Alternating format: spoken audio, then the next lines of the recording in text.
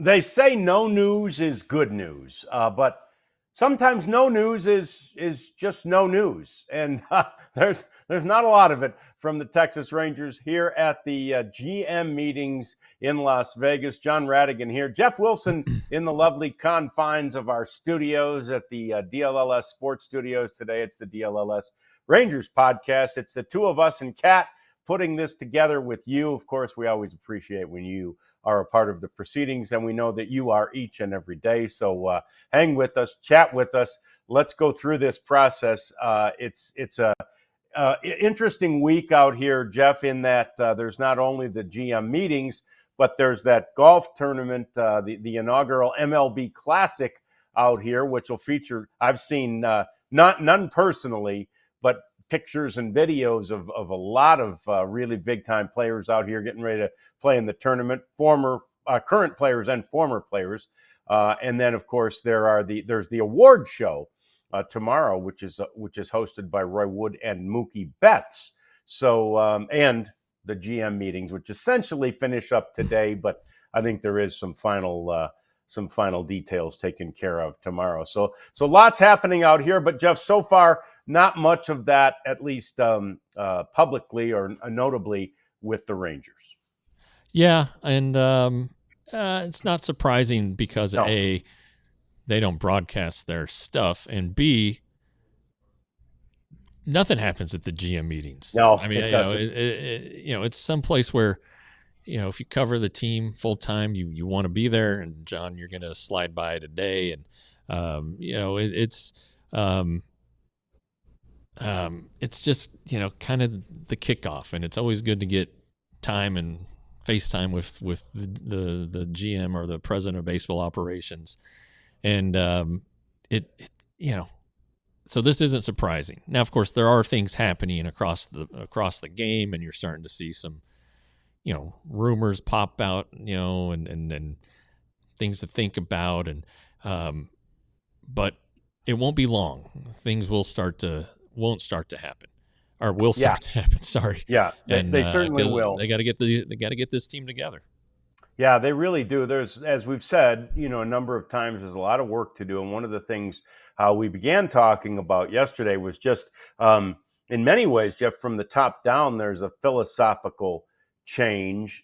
Some of it due to finances, some of it due to the threat or the possibility of an impending lockout, and some of it due to really the ineffectiveness of especially the offense over the course of the last 2 years. Yeah, and if we talk about the big league team all the time and how they can't score runs and all this.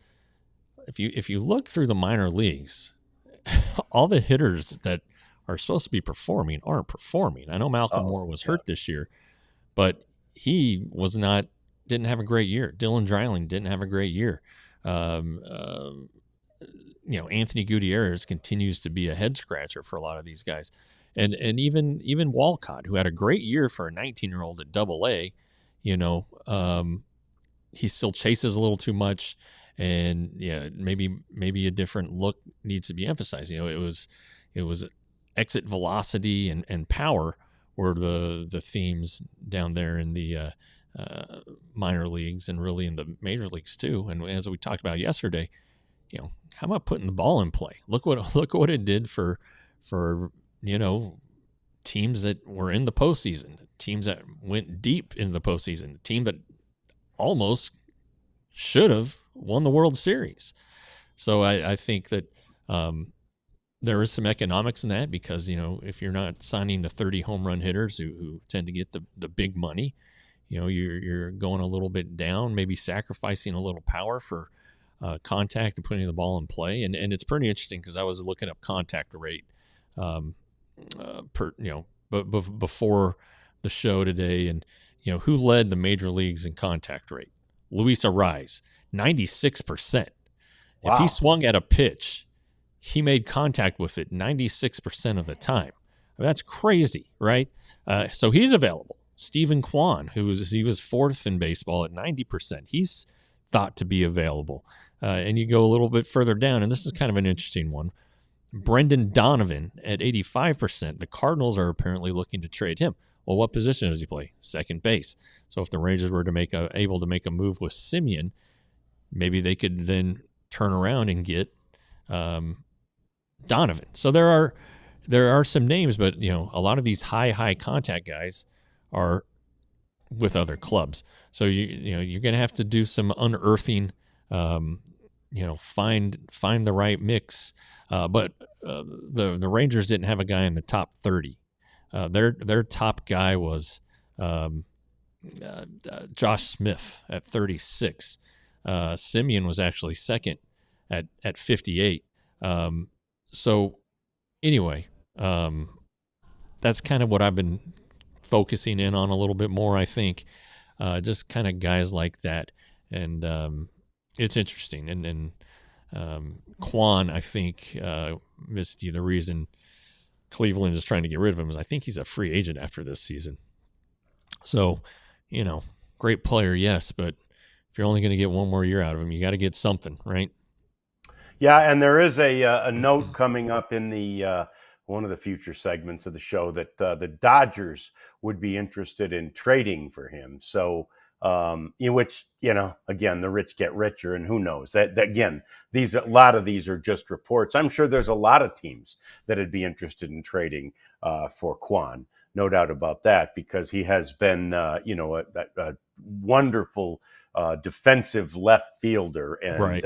who's not looking to upgrade their outfield. So, but you're right. It's those type of guys. It's those type of contact guys that I think the Rangers are most interested in right now, as well as to your point about the Donovans of the world and stuff, guys who aren't going to absolutely break the bank. So you get these guys, and in some ways, Jeff, it almost I was thinking about this today before the show. In some ways, it almost makes sense that Bruce Bochy and the Rangers, whether they agreed to part ways or how the breakup happened. In some ways, it makes sense that Boch isn't a part of this because he has no experience really dealing with a team that is in budget peril, if you will, or budget jail, right? San Francisco was always willing to spend money. The Rangers were for the couple of years that he was here when they were quite good. And now all of a sudden it's a different thing. And maybe he doesn't have experience with this. Certainly Skip Schumacher does, in that, in Miami, they're always on a budget. And when he got there in 23, nobody expected them to do anything anyway. Yeah. And, I've been communicating with Boch a little bit, though mostly about bourbon.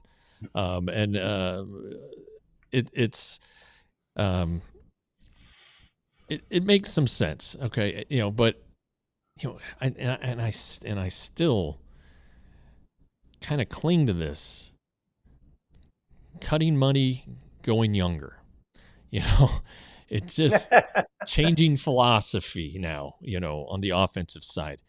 Golly, it sure seems like that rebuild word, and I know Chris Young has said, we're not doing that, or nobody's using that word. I think that's what he said. Nobody is using that word around here. No, that's not what it is. All right. Well, what word are you using? What's a synonym for rebuild? And again, if they end up trading multiple players and under contract and replacing them with, John Radigan and Jeff Wilson, then it's probably a rebuild. But the farm system does need some help. So there, you could see, you could make the case to do it. But again, this team's still 2 years removed from winning a World Series and still has, 3 marquee players, right? Seager, DeGrom, Evaldi, and then, declining marquee player in Semien. It's just it just seemed hard to believe. I mean, that's a pretty good place to start, but your roster needs 23 other players.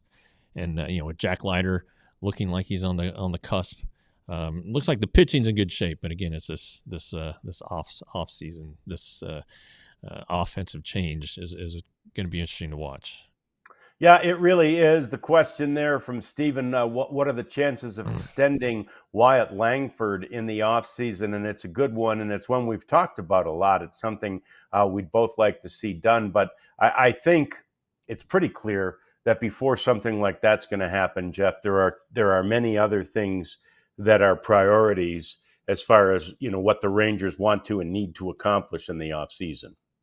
Yeah, and then I guess if with the threat of labor disharmony next year, Sure. yeah, of course players wouldn't get paid, but still, do you want to waste a year of that extension? I would still do it though. I don't care. This guy, he's going to mean a lot to this team, not just on the field, but I think he's kind of an emerging leader. I think that, and he's a quiet kind of guy, but you've seen the emotion from him that you'd wish you'd seen from others. And I think that he has the opportunity to be a leader and become the face of the franchise, even with the star power that the Rangers have in place. Yeah, and to the point of the question from Natalie, will the Rangers move Simeon, Seager, DeGrom, or Evaldi? I think that they've made it fairly clear that they would entertain offers for Evaldi, and he doesn't have no trade protection. The rest of them do, and so that's one thing. Then another thing is if they were to trade Marcus Simeon, they just know they would have to absorb either a lot of his contract or, as Jeff has proposed a few times, take on a bad contract from the trade partner, right? And you'd have to, fine, they'd pay your bad contract, you'd have to pay theirs. Yeah, and that's kind of, when you talk about the Cardinals, and we've talked about it before. Yeah. Okay, so you got Donovan. All right. Well, Sonny Gray, they want nothing to do with Sonny Gray. So there's got to be a way to make that math work out. If you can get Gray and Donovan, that'd be pretty good if you could shed yourself of Simeon. And the Gray contract is more than, at least for this year, Simeon. The total money is bigger with Simeon. So there would have to be some way to make that work. But it's something to kick around maybe, and maybe it already has been, but the Rangers are going to have to look for that kind of scenario where it's like, hey, these guys might want to get rid of this contract. Maybe we can get rid of our contract and somehow make ends meet. But you'd still be paying those players, but you'd be addressing two positions. You'd be addressing the rotation where you want to upgrade, and you'd be finding the replacement at second base, who's a pretty proven guy. Yeah, and as somebody already said in the chat, CY's always got something cooking, and he does. I mean, and Ross is right there with him. They're in lockstep. They work very well and very closely together, and so it wouldn't be surprising if he's working on something, even as complex sounding, Jeff. I guess that the trade scenario you just painted sounds complex. Maybe it's not as complex as we think, but I could see, if somebody can conceive of that and sort of have the mental capacity and wherewithal to do that, see why I'd be one of them. Yeah, and you can also look for teams that are like in win now mode, and could maybe like the Dodgers, of course, are perennially in contend mode, and we talked about this. Their second baseman's Tommy Edman, and the fellow who hit the shocking tying home run in Game 7. Marcus Simeon's probably better than both of those guys, right? Yeah. Would the Dodgers see it that way, and could they take on more of the contract, or could the Rangers shake loose a reliever from them, or maybe a starter? I don't know. Sure. I see you, Boo. And then who else is in win mode? Like the Red Sox. Okay, they have Christian Campbell, the young guy, and they locked him up to an extension. And then they optioned him 3 times. They played him at first base and they played him in center field. How sold are the Red Sox on that kid? And then Simeon, who's pretty much a dead pull hitter, could he take advantage of the monster and turn his season around that way? So yeah, because Boston could have the wherewithal to take on that contract. Sure. Honestly, Sure. so just kind of little opportunities like that. Maybe I think that's it. It's not like. Definitely not all 29 teams. You can cut out a lot of those when you're trying to find a partner for a Marcus Simeon trade. But I think that's kind of where they're at. All right, lots more to talk about with regard to the Rangers and with regard to what's happening here so far in Las Vegas at the GM meetings. There actually has been one team in particular has been pretty active thus far. We'll talk about them and maybe a glimmer of hope on that collective bargaining agreement thing. We'll talk about it next. It's the DLLS Rangers podcast.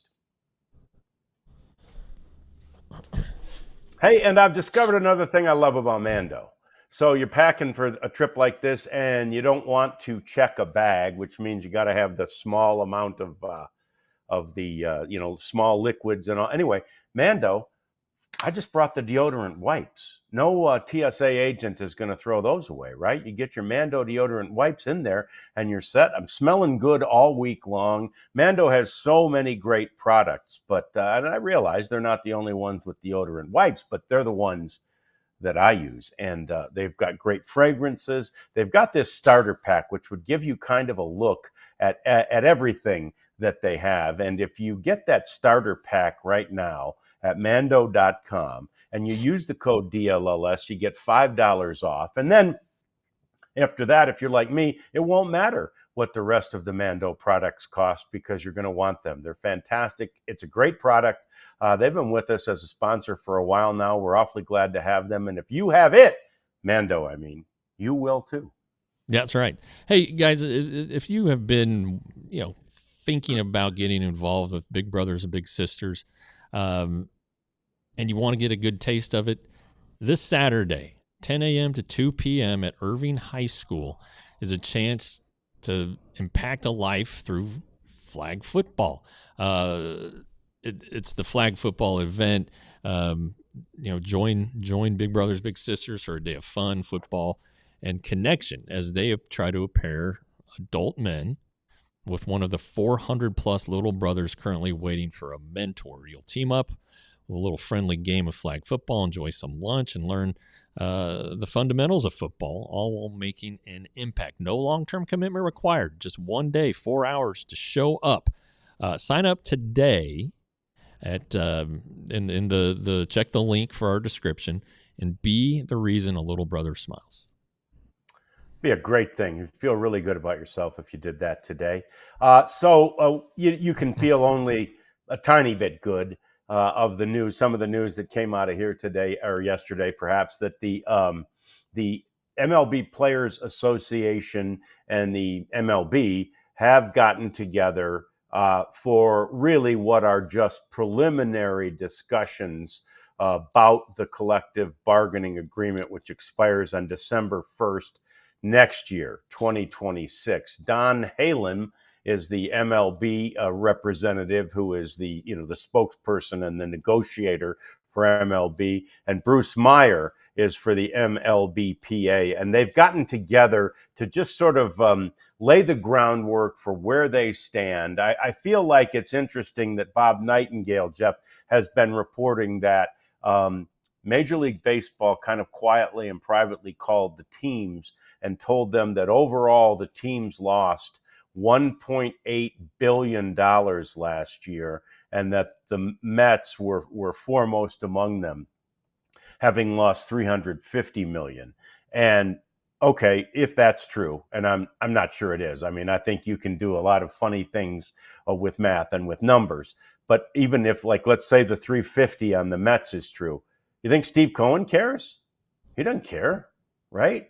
Don't worry about this team or that team losing money unless they're worried about it. And but it does sound like it's MLB's, one of the early salvos to say, look at this, we're losing all this money. It's hard for me to believe this is not a financially viable and successful entity given all the things we've seen lately, including the television ratings for the World Series. And, baseball will at some point here soon send out a text message or not text, a tweet or a press release saying, "Hey, Major League Baseball made $12 billion in 2020." Yeah. All right. Then if you're worried about the other teams, then pay them. Right.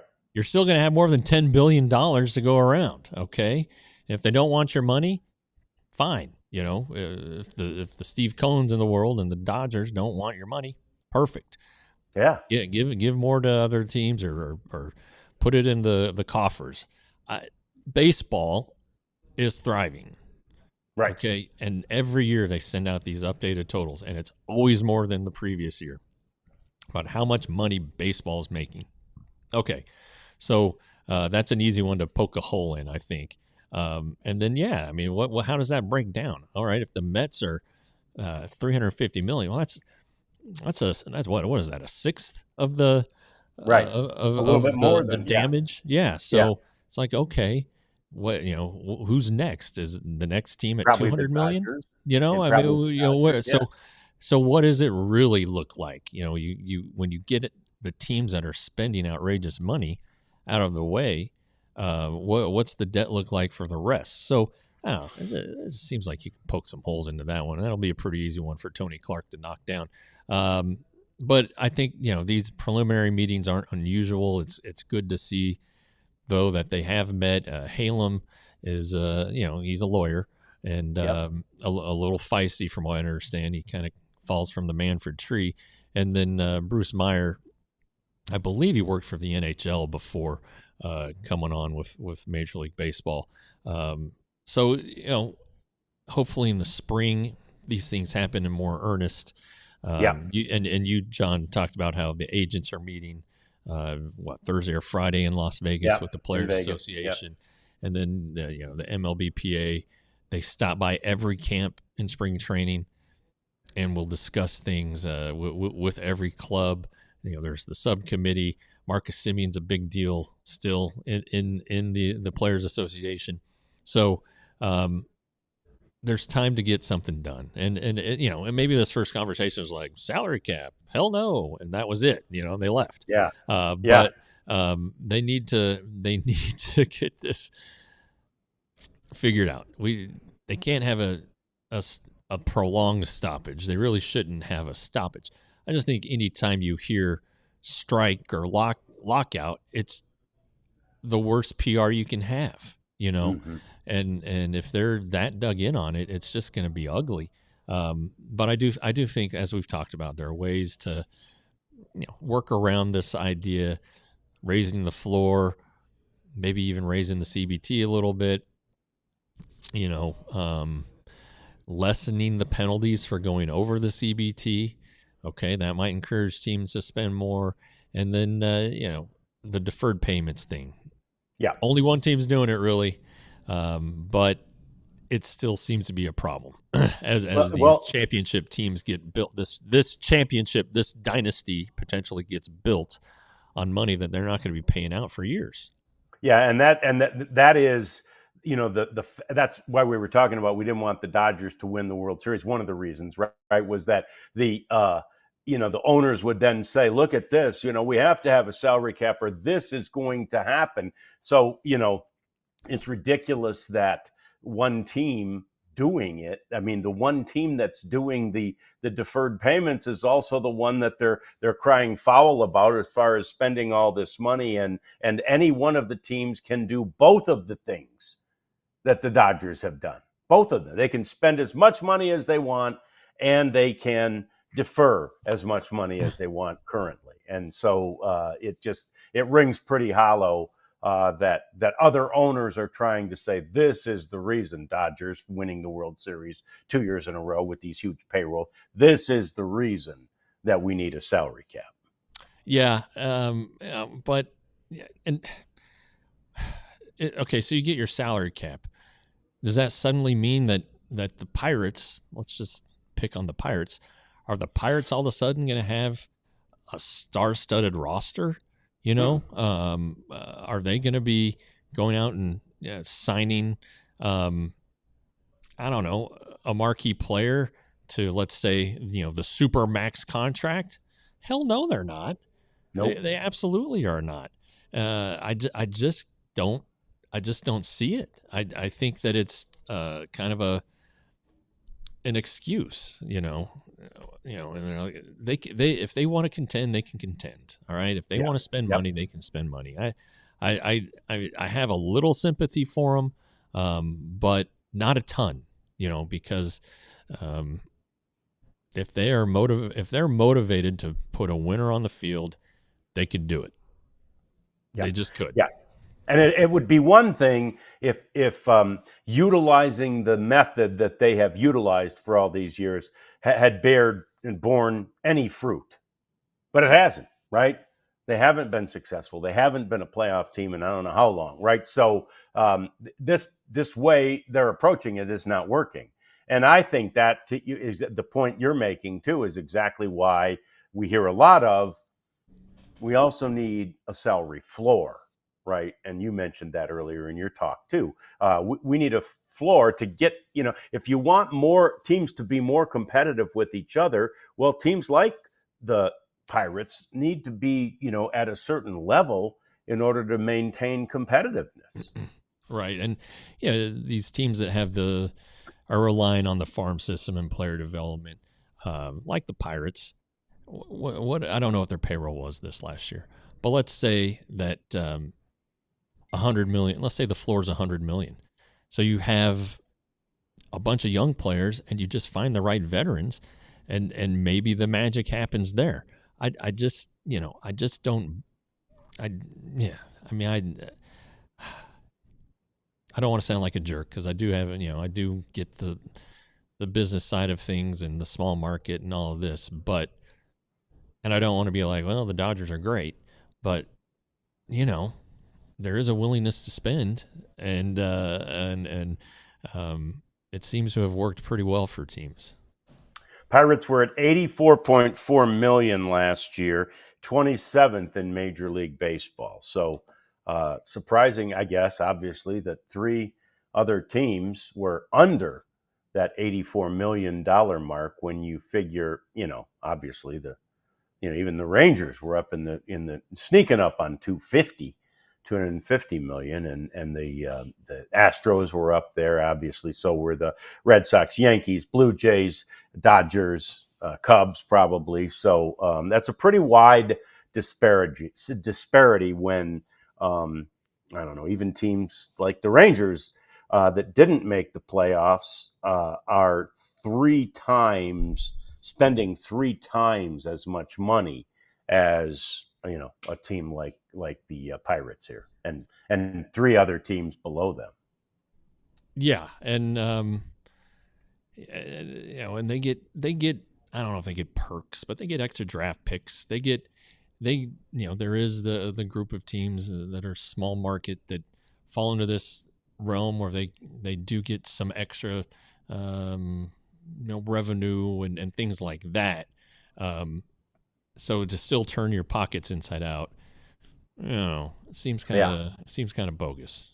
Yeah, it really does. Lots of other things besides just the MLB and the MLBPA talking happening here in Las Vegas. We'll talk about some of those things next. We'll get to our cleanup segment too. It's all coming up. It's the DLLS Rangers podcast.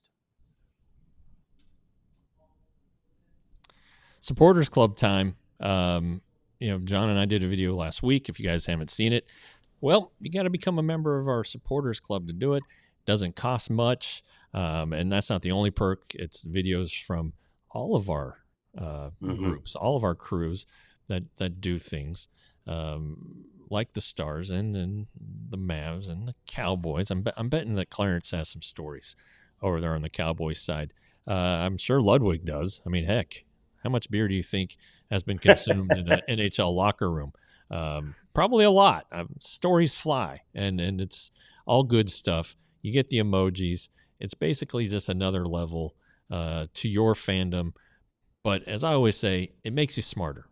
It really does. And if you crave information, Supporters Club is another way to get it. Yeah, and another way to get information, and this way is absolutely free, is our newsletter. I was just scrolling through it now, and Ali Jawad, our writer of that, he's a Cowboys beat writer, Ali, but he's also the writer of our newsletter. And boy, he's got some great stuff in there about the whole Nico thing. There's some great pictures. Did you see all the stuff that was happening outside the AAC and PNC Plaza yesterday when people were having funerals for Nico and celebrating the fact that he was gone? And so anyway, all that stuff is contained there, as well as a nice report, a brief but a nice report about the Stars' overtime victory last night over the Ottawa Senators. So there's so much of information available there, and it's sort of like encapsulated, right? It's quick, it's easy, it's like reading headlines, and you're up to date, and you know what's going on in DFW sports, and it's free. So please subscribe to our newsletter. And I say subscribe, it's free. All you have to do is enter your email in the newsletter box down at the bottom of our webpage, alldlls.com, and you give the email. We send you the newsletter each and every day. All right. Other things happening and talked about around here. I mentioned one team that's been really busy, and we said it, Jeff, not many trades or really anything gets done here. The Kansas City Royals have been able to pull off one trade, and the word is that they're working on another one. But the Royals have actually traded Logan Martin and gotten Mason Black.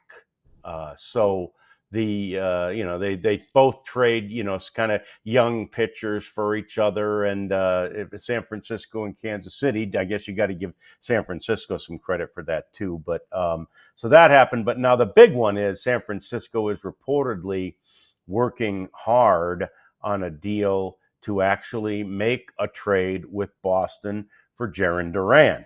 And it's one that, Jeff, we've talked about before. The concept, the idea of trading Duran just doesn't make a lot of sense to me. But obviously, Boston, they've floated it for a long time, and then it was sort of off the table, and now it sounds like maybe it's back on the table. Yeah, I wouldn't do it. He's a very, very good player. If you're going to win now, does trading him make you better, or does it make you worse? Does it make you more likely to contend, or does it hurt your chances? And let's keep in mind the division there. I know the Red Sox are one of the three teams from the AL East to make the playoffs this year, but I don't know if they make it without him. He's a nice little player. So I don't know. We'll see. There is the proposed deal that's out there would have them acquiring two left-handed pitchers from the Royals. So who knows? We'll see what happens with that one. And maybe there's something we don't know about Jarren Duran. God bless him. He's got the, he's already come out and said he's had the suicidal thoughts, and he's battled some depression and all that kind of stuff. So hopefully all is well with him in his mental health and all that stuff too. The other talk here, and there have been lots of questions posed to lots of the executives here about whether or not they think that the Tigers will trade Tarik Skubal. Mike was on the show last week, Jeff, and he is certain that Skubal will be traded, that the Tigers have to get something for him. And I don't know if it was on or off the air that he proposed getting like two of those young Mets starters that we saw at the end of the year. Yeah, Tong and Scone maybe. The Sproat, the old Rangers draft pick who they didn't sign. Yeah. So anyway, he proposed you get two of those guys and you trade him to the Mets, and now you've gotten a good haul. I don't know if that's true, but it's kind of split.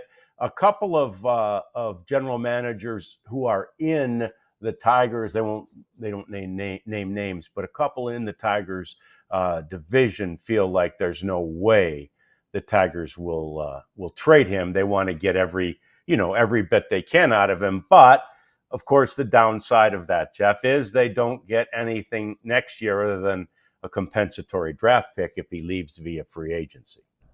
Yeah, and I don't know, okay, again, the Tigers have spent in the past, right? They have, There's, yeah. Detroit's not the biggest market in the world. And if they aren't able to re-sign Skubal, if they don't think they can do that, then anyway, I think that I can buy that argument. I mean, at one point during the season, they were the best team in baseball. They were really, really good. They do have limitations because the rotation after Skubal, Flaherty's okay, but is it a Dodgers rotation? No. No. Is it a rotation that you're going to win a World Series with? Are they going to be starting Flaherty and Skubal and then a bunch of bullpen games? So if they want to take a long, hard look at this and say, hey, okay, what if we throw some money around, add a starter? They have a couple holes. I think their second baseman's a free agent.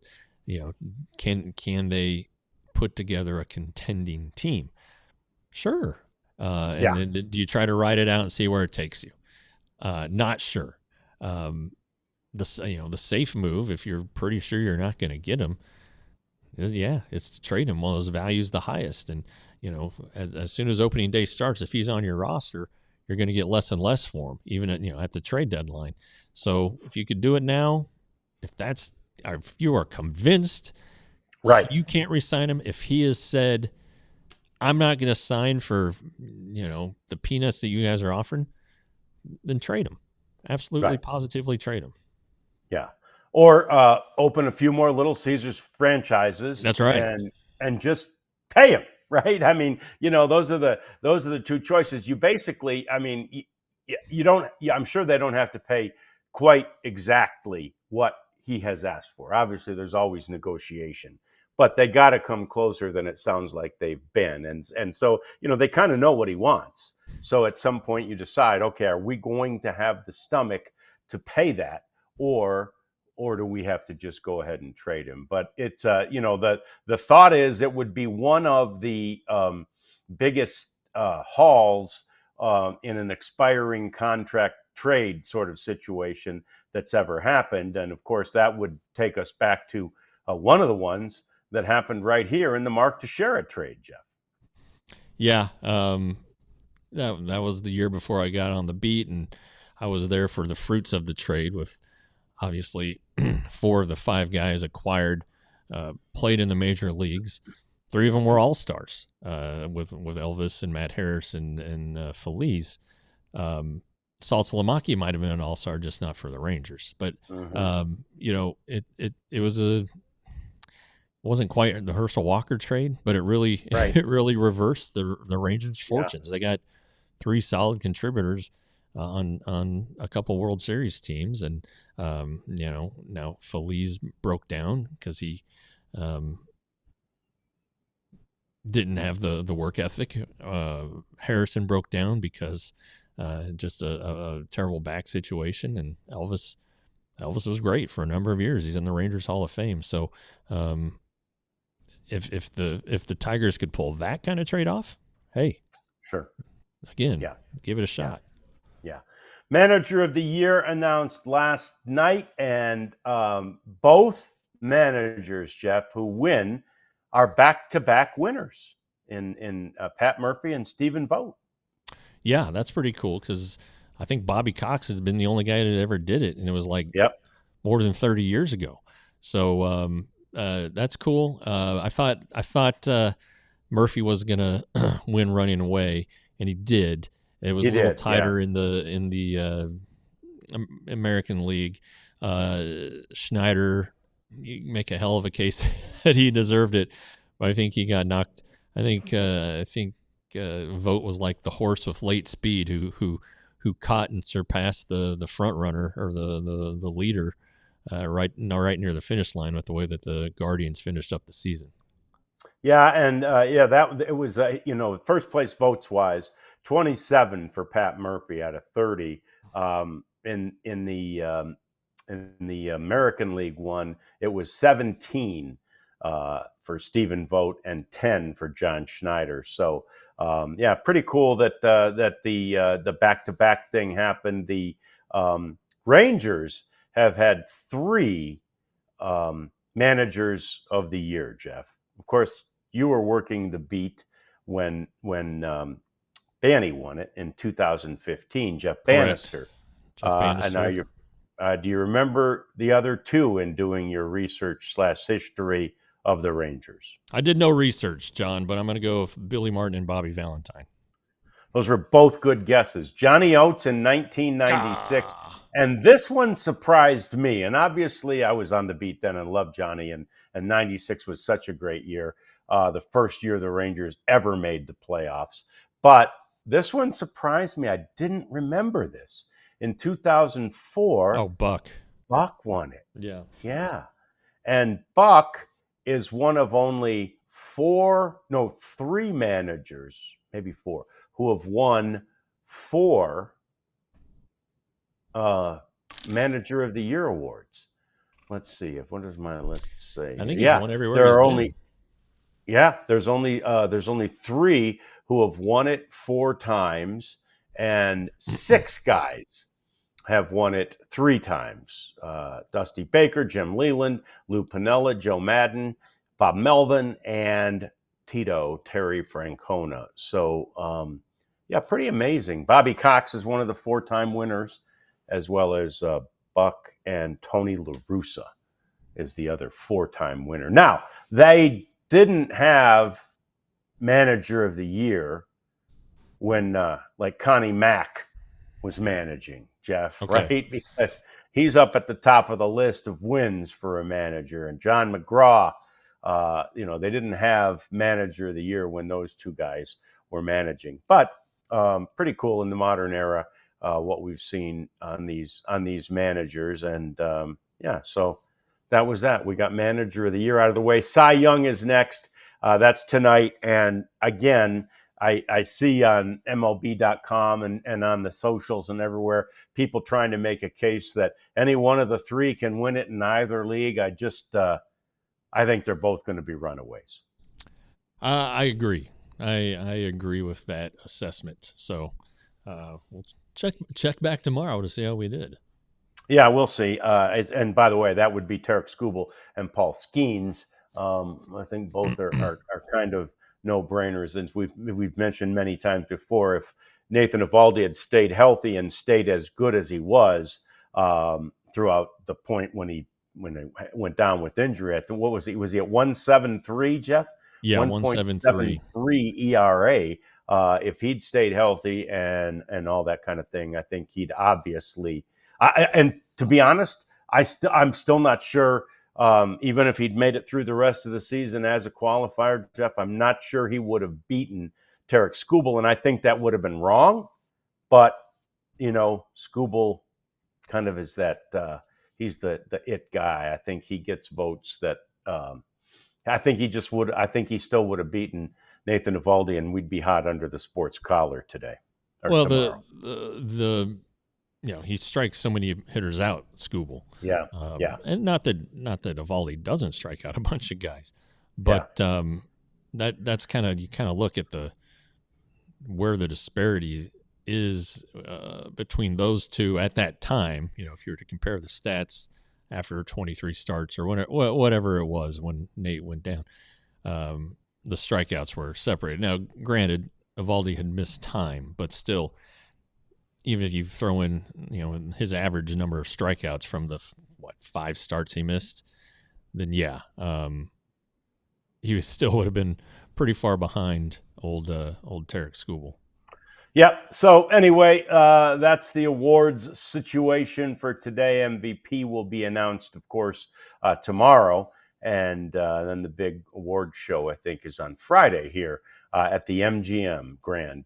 Here in Las Vegas. So a big week of activity for baseball and Major League Baseball here in Vegas. We've got more coming up as we get to our cleanup segment.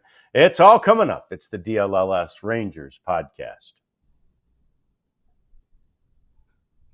And we encourage you to become a diehard. If you haven't already done that, it makes sense. It's so super easy. All you have to do is scan that QR code, and you will be taken to a link that allows you to become one, or go to alldlls.com/join. And what you will avail yourself to is all of the written content that is behind the paywall. Now, I told you about the little headline type stuff and little thumbnails that Ali puts in our newsletter, but behind that paywall, it's in-depth articles by him and by Clarence Hill about the Cowboys, by Sam Nestler about the Stars. Our new man, Ron Harrod, is doing a great job on the Mavs. He's already broken one story since he's been here for only about a month now. And of course, Jeff broke a couple of stories already during this offseason. The one about Mike Maddox was the biggest, though, that got all the national pundits and everybody quoting Jeff regarding his breaking news about Mike Maddox leaving the Rangers, leaving their coaching staff and heading to California to be with the Angels. So anyway, we have great writers with great experience, great contacts, and they break stories. You also get 20% off events and 20% off of the merchandise. It's all if you become a diehard, which we encourage you to do today. I think we should call the Angels California again. I know. I started to say California Angels. How old school is that? I like it. John probably said, I was thinking about the California Angels, that you get a free shirt when you become a diehard. And we have so many. John, which one is it? Is that Texas Chew? Oh, win column. I'm wearing Texas Chew underneath my sweatshirt. Oh, good. I think I'm going to wear mine tomorrow. So. But you see the hat that I've got on, the DLS hat. More are coming. But it's not just Ranger stuff. It's stuff for all the teams we cover, even a couple we don't really cover. There's some college shirts in there. I got the 2 TCU shirts, flags and pint glasses, coffee cups. A lot of gift ideas here. I hear Christmas is on the way. So go to store.allcitynetwork.com and fill out your list. Yeah, I saw a Twitter update yesterday or today. I saw it that yesterday they put up a big tree not far from our office, Jeff, there, a big Christmas tree right there at the edge, I believe, of PNC Plaza. So, yeah, Christmas is nigh upon us. It's not the Rockefeller Center tree, Jeff, but it's a big one. That's what I hear. Yeah, it's a big one. All right, so let's get to some of this stuff regarding the cleanup segment. First off, let's talk about our buddy Bobby Wilson. Yay, Bobby! He has taken a job, similar job with the Nationals, and that Blake Butera, who has that Nationals job, first time managing a big league club. He's also invaded, which doesn't surprise because he came from the Rays organization, but he's invaded the Rays coaching staff, kind of poaching guys off of that as well. So looks like he's building a pretty good staff there in Washington. Well, if he's got Bobby Wilson, he's in good shape. He's got a Bobby, good catcher. Not sure what happened there. If there were some catching stats that maybe this year weren't up to snuff. Rangers weren't great with, for instance, pass balls. Wild pitches. But and then also I do wonder if with the ABS, if teams are going to put less of a priority on the things that Bobby does really well, which is pitch framing and receiving. I would think not, because once a team's out of challenges, or if it's a close pitch and the team doesn't want to use a first inning challenge, you still want that pitch called a strike. You just want to catch it like I catch my son and Molly. Yeah. You want to get out there and hold it. And so anyway, great for Bobby. Love Bobby. Bobby's fantastic.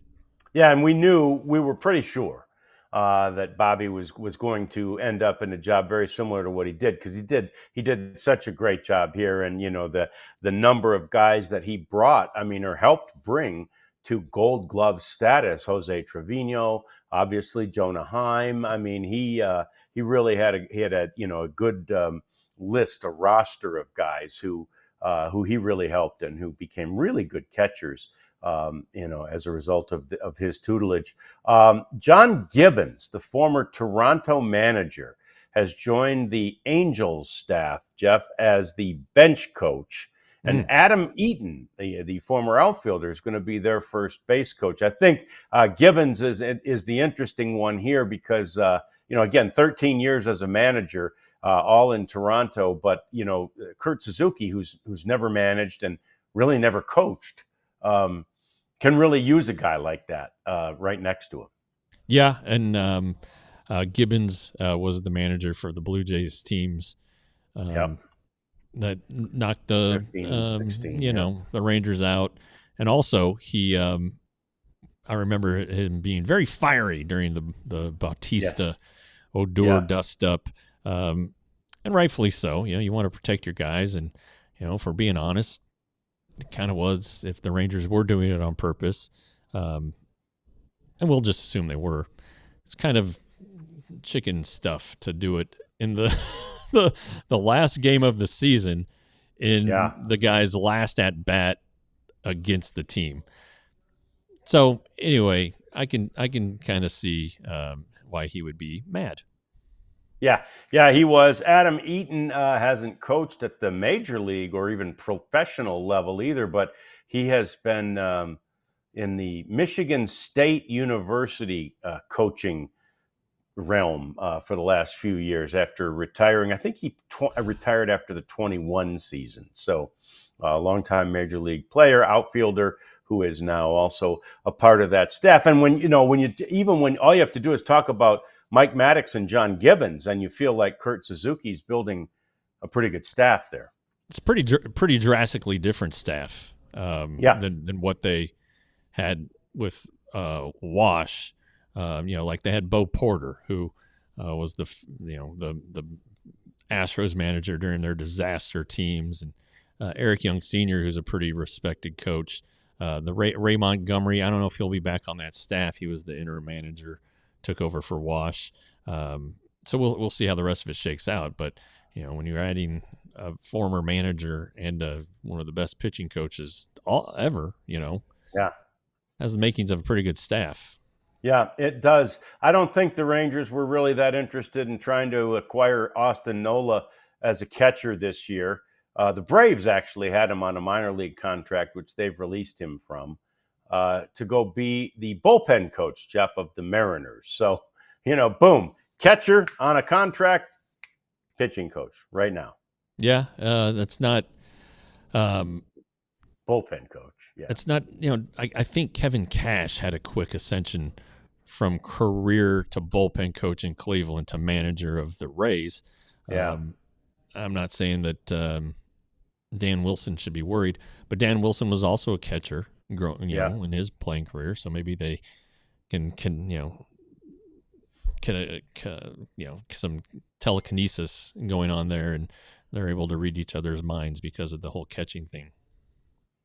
Yeah, and by the way, as a quick aside on that, and this goes to the MVP talk, saw that here in Vegas, Buster Posey was interviewed, and he talked about how great Aaron Judge is, and judge this and judge that, and then he said, but I'd still go with Cal. I'm a catcher. I got to go with the catcher. So that's just another one man's opinion, like mine. So, that's who I think they should go with. Whoops! I mentioned that the Dodgers, the rich get richer. They're in on Quan. We already talked about that. So I want to show this list, Jeff. I don't know if you've seen it, of the highest paid player at each position, and how bad do we feel? I guess, or maybe not for the Angels again. The Angels come up again. Mike Trout, highest center fielder. Anthony Rendon, the highest paid third baseman at $38 million a year. And wow. the other thing that you notice about this list, now they don't have DH, which is, I guess, where you'd place Ohtani. But other than Ohtani, who's got to be on there as the DH, there isn't a Dodger on there. All right. How about that? Yeah. Yeah. So whatever. So maybe they're not ruining baseball. Okay, maybe they are. But There's not a Dodger on there as the highest paid position player, but obviously Ohtani has got to be there. Yeah. Earlier during our Dodgers discourse, somebody came into the chat and said, "Oh, the Dodgers aren't the only one deferring money." And he's right. The Dodgers aren't the only ones who are deferring money. However, they've deferred it more than anybody else on the team or on this list. It's not even close. There's eight on this list that I'm looking at, and I don't think it's entirely right because I thought they deferred some of the Michael Conforto's money this year too. So I agree, they are not the only team doing it, but they're the only team doing it 8 times. Right. Yeah. Right. Yeah. And again, we still don't know. And I saw somebody talking about this today. We still don't know if that money counts against the current salary cap. Well, and that's what Tony said. I wonder how deferred money counts toward that list you just popped up. Because obviously Ohtani's making $70 million, right? It was a 10-year, $70 million deal, but he's making 2. You know? And the thing about deferred money is you have to fund it. Yes. You've got to fund it and just put like real money. Yeah, real money, and you have to put it away. Yeah, so that the day that they're due all that money, they get it. But if you're still able to do that, because you have to do it, you can't just do it incrementally. If you're able to take that money and put it aside, it's a definite loophole. Right. It's a way to beat the system.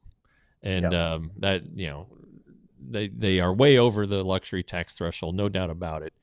But, they're not like $1 billion over it, which they might be if they had to pay out all these contracts right away.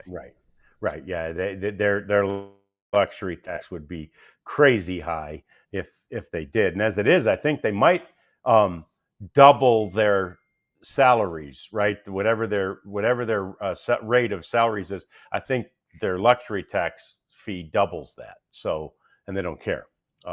So if it's $375 or $350, they pay $350 again to make it $700.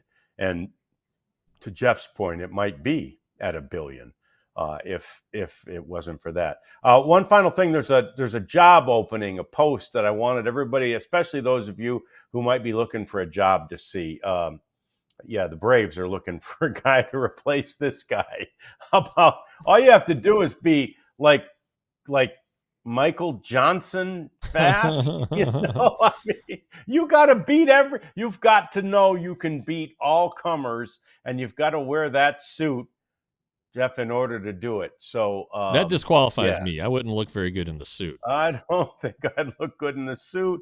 And even in my best days of running, sprinting was not the thing, man. And wouldn't it be terrible if like 2 out of 3, Joes off the street who have had 4 or 5 beers in the stands run out there and beat you around the warning track? Yeah, I think I wonder how what the job is. Is it? I would think, I'd assume it's seasonal unless they have to make off-season appearances. But like, is it like $250 for a race? How much does this guy get paid?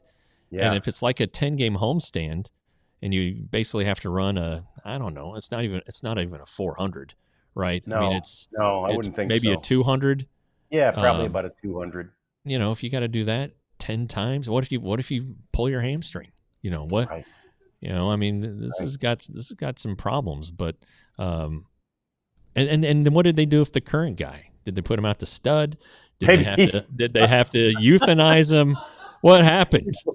He broke his leg and they had to shoot him. Yeah, no, for his sake, and I don't know the guy, but for his sake, I hope he was put out to stud. Good for him. Yeah. So just go out there and create other sprinters.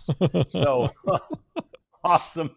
That's a good way to end it. We appreciate you hanging out with us. We'll hopefully have some news from the GM meetings to bring you either later today or at the latest tomorrow. We'll bring it to you. It's all coming up on the next edition of the DLLS Rangers podcast.